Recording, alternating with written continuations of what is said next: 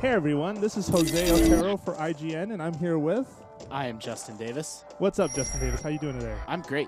Okay, and well, I'm glad you're great because we're here to talk about a really great game. We're going to be talking about SteamWorld Dig, which is developed by Image and Form, and we just got codes for it recently, and I just want to show it to you really quick. So it doesn't look like much at first, right? I mean, I'm just kind of digging around and. So this is. I'm gonna stop you. This is on the 3DS eShop, right? This is on the 3DS eShop. Thank you very much. For and it costs, is it like $6 or roughly? Okay, yeah. it's pretty inexpensive. Yeah, fairly inexpensive, and it's a really cool sort of Dig Dug or Mr. Driller / Metroid hybrid, which is really cool. I so like all those words. I like Metroid. I like Dig Dug. Yeah, and so what I really admire about this game is just how organic and how smart sort of the gameplay kind of unfolds. So you start out with just a regular old pickaxe. You're looking around for resources for rocks and stuff, and you will go up to basically the town and sell this stuff. Okay. So, for example, I'm meeting Dorothy now for the first time. Gotcha. And there's an upgrade system. So through XP upgrades, you'll get better pickaxes or more room in your inventory. You're leveling up. So is there much of a storyline, or is it just kind of in the background? Or? There is one in the background, but they also do the smart thing of not sort of cramming it down your throat. Sure. Like it's not like very cutscene driven. Most of the stuff is conveyed through these quick dialogue boxes or dialogue exchanges with other characters. Nice. And really, you're splitting your time between coming up to sell the stuff you find or going back down into the caves to do more digging. So right now, I'm upgrading my sharp pickaxe, which if you were paying attention at the start, by the way, the regular pickaxe is terrible. Yeah. You start out and it takes like a couple seconds per spot you're trying to dig through. So this is like the very opening or the opening moments of the game. This isn't like a powered up character or anything like that. No. And I picked here just to show folks sort of how the game starts out, and then some of the upgrades that you'll find while you're in the cave. So there are sort of mysterious relics that will give you additional powers. So there's been, Check that out, by the way. Look how much faster I'm going through this. Way better. So do you think are those upgrades? And if you've only played one save, you might not know the answer to this. But are they always in the same spot to like find each time? That I've seen, yeah. It's not sort of a procedurally generated thing that I can tell. So that seems like a really smart combination of. So there's been games like this. There was an Xbox Live indie game where you were digging a tunnel and then you would get more resources that would let you get more stuff and dig deeper. Check out the map right there. Like this is really the real estate, and this is the sort of the tunnels that I'm digging in real time. So you're making the map as you play. Yeah, as you play. Yeah, so and the better pickaxes you get, the faster you can make it through these maps. That's awesome. It's like a combination of these sorts of digging games. There was a Flash game that was really popular that was the same sort of deal,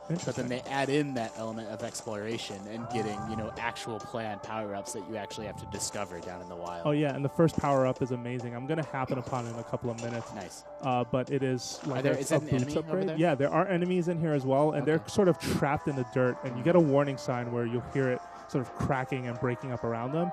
And they basically break out of these dirt molds they're trapped in, and they'll make like little chambers for themselves. Got it. And you can fight them off with your axe. But there are different varieties. The first variety is fairly easy. Some of the other ones fire projectiles at you.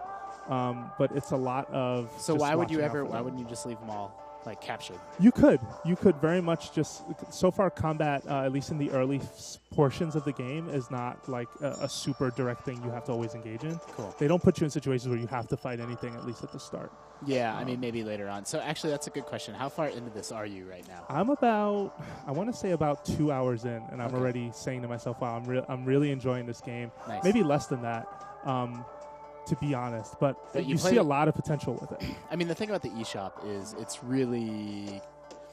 I don't know. It's sort of hard to find games. It's hard to know whether a game is good or not. And so you played a little bit of SteamWorld Dig, and you said, you know what, we got to make sure. Oh, we give definitely, people a on this. Yep, it's definitely worth people's time. You see that big rock up there? If I would have broken the dirt under it, it would have fell down. Oh, so there is some sort of basic physics there. Yeah, there are. So you just entered a new.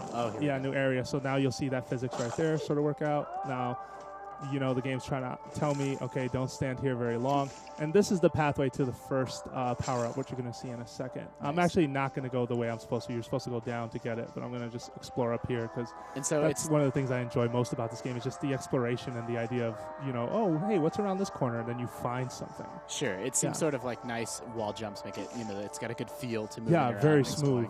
Definitely, very smooth. You see in the top right corner, too, that sort of fireplace icon. So every time you go down into the cave, caves, you have a certain amount of light that you have with you, enough sort of energy for that. Right. It eventually diminishes, and as it diminishes, the field of view around your character shrinks, so that you won't be able to see what's around, that next spend or whatever. We're seeing some of the traditional Metroidvania stuff, where like there was a block that you couldn't break, and then when you upgrade to your next pickaxe, you'll be able to break it. Exactly. Yeah. So here's the first power up, the speed boots, and in Super Metroid fashion.